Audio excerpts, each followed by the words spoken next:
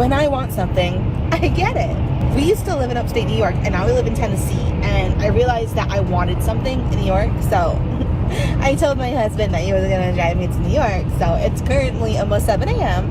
and I just woke up. I'm feeling pretty good, and he's been driving all through the night, so I didn't have to deal with that. And now we're almost to New York, so I can get what I need, and then tomorrow we'll head back to Tennessee. Isn't he the best? Why does it matter if the guy is trying to move on from this? Maybe he didn't have a lot of emotional baggage here. Why are women, even after divorce, trying to control how men should react? And he just kept playing, and he was like, I already got an apartment. I already took my name off of the lease. He had done things. Within that 24 hours, he had opened up the filing folder of his single man life and went ahead and got all this shit done. When I decided that I was going to tell him that I wanted a divorce, we sit down in our session. It's like really tense, really awkward. My ex was sitting there like, so why do we have an emergency session? The therapist was like, Jamie, do you want to start? And I just started crying, and I was like, I want a divorce. He sat there quiet. I'm sitting next to him crying. He didn't move. He didn't look at me. He didn't react at all. He just was stone cold. And eventually our therapist was like, would you like to respond? So he responded right away, and he's like, fine, let's just go ahead and finalize the details. Like, I knew that I was ready to leave that day, but I couldn't believe that that was his reaction. There was no empathy. There was no compassion. There was no like wanting to fight for us, and I was like, so what are we gonna do? And he just kept playing, and he was like, I already got an apartment. I already took my name off of the lease. So it was like within a couple days, he moved out.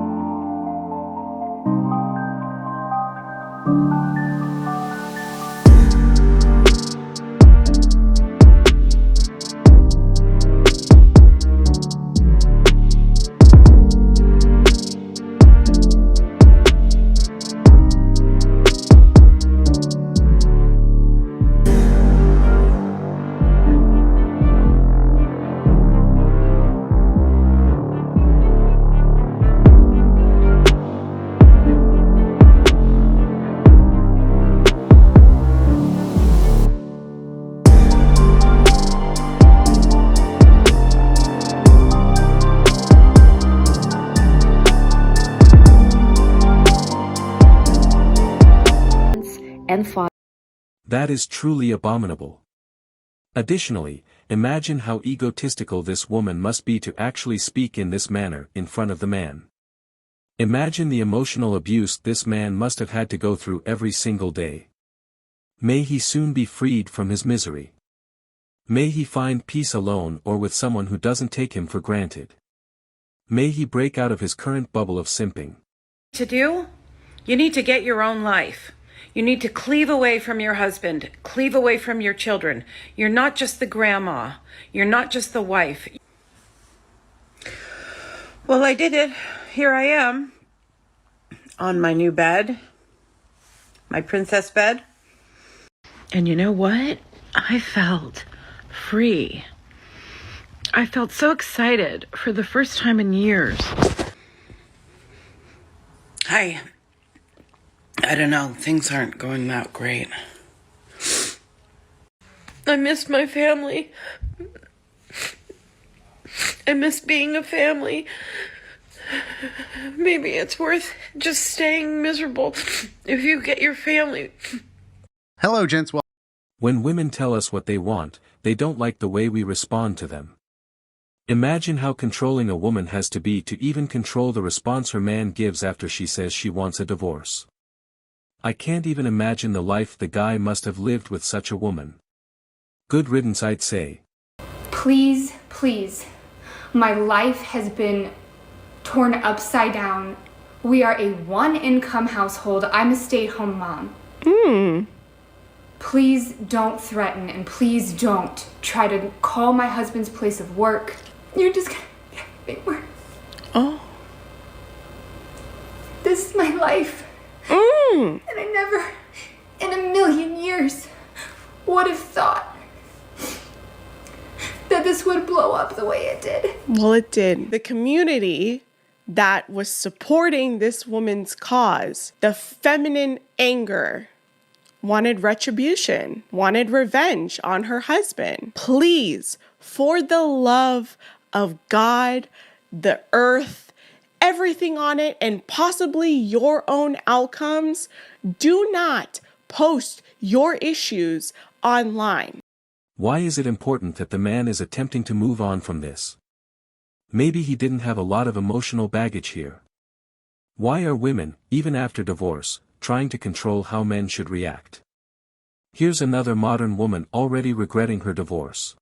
A woman shared her regrets about not working harder to save her marriage now that her ex-husband is happily remarried. The 41-year-old woman shared to the True Off My Chest subreddit that she left her husband around 10 years ago, shortly after they'd had their first child together. According to this woman, there were no major issues in the marriage. She was a stay-at-home mom and had her husband wrapped around her finger. He did whatever she said, and she burnt him out. When he grew tired of her demands, she started threatening divorce. She thought she was still a great catch and that she could do better than her husband, so she left. Now, 10 years later, the ex-husband is happily remarried with a baby daughter and a new house. The divorced woman, on the other hand, has been unmarried ever since. She's jealous of her ex-husband's new wife, saying, "She took my husband, she took my kid, she took my life that was once mine, and now I live in an empty house." She claims she is alone and miserable and wishes she would have been a better wife 10 years ago so she wouldn't be in this situation. It takes two to make things work, and many people believe this woman reaped what she sowed. Let me guess. You filed for divorce because he was too nice and didn't cause you any drama. Then you got bored. I'll take another guess. She thought everyone in the dating world was having too much fun and she thought she was missing out. She basically walked away from a stable relationship to join chaos. I'm really beginning to think some of these women might be restarted. Okay, this says, behind every angry wife, there is a husband who has no idea what mistake he made.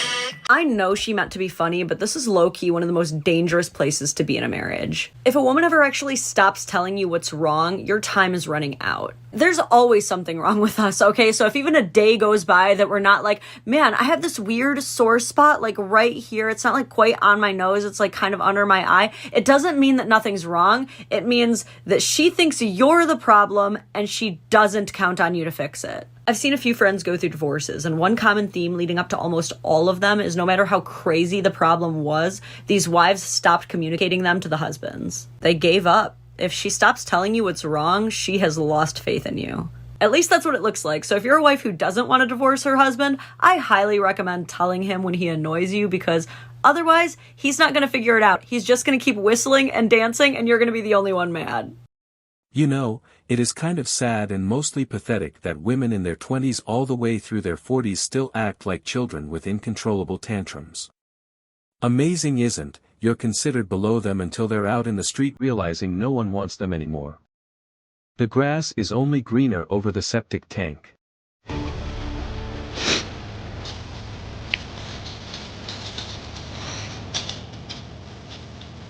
I'm crying because my son is leaving. He's going to see his dad. And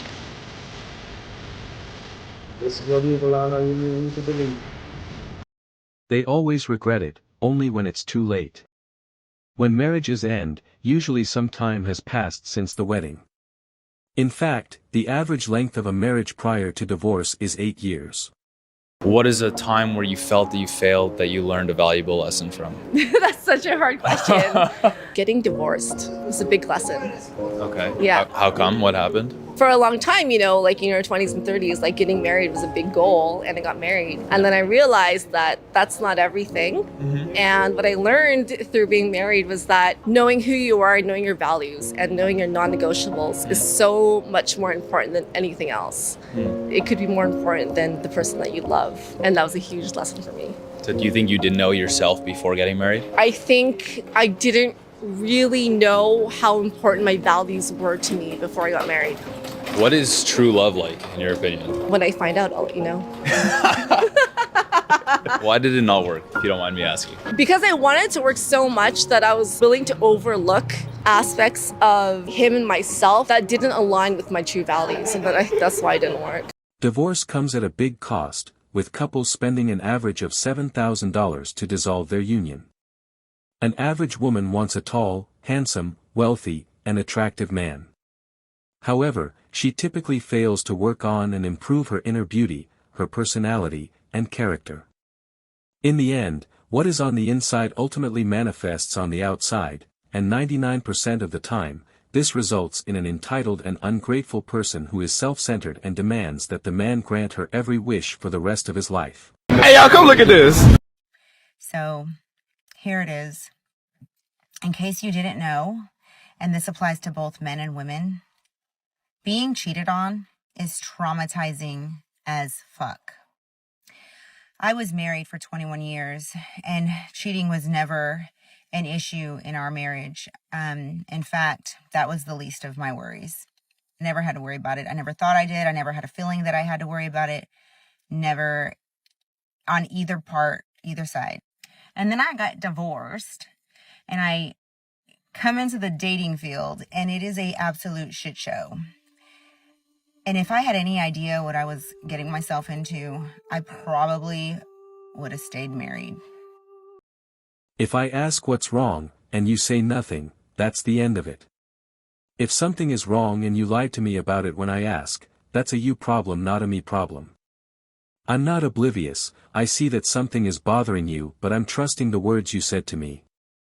You're an adult, you are telling me that you have it under control. If that's not the case, you have all the tools available to remedy the situation, so act like an adult and participate in solving the problem. The court notified me that my final decree of divorce has been approved by the judge. I know that it sucks being alone. I come home and I'm alone. I go everywhere alone. I don't hardly talk to him anymore.